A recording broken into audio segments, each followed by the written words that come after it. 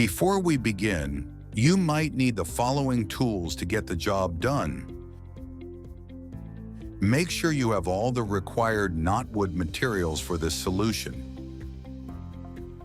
To begin, install the T-plank starter clips against any areas that would not be exposed, such as a wall, and fix them into place. Then slide in your first T-plank decking board. You will need to position each plank clip into the side of the decking plank and fix it.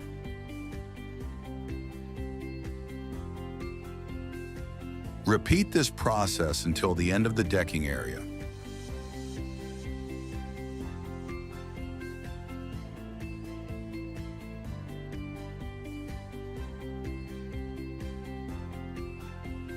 Once the last decking plank is installed, cap the side of the exposed decking plank by inserting the decking board T-joiner.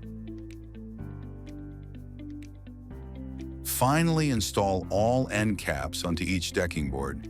Screw them into place if necessary. And that's it. Now your new stunning deck is complete. For more information, contact us or visit our website.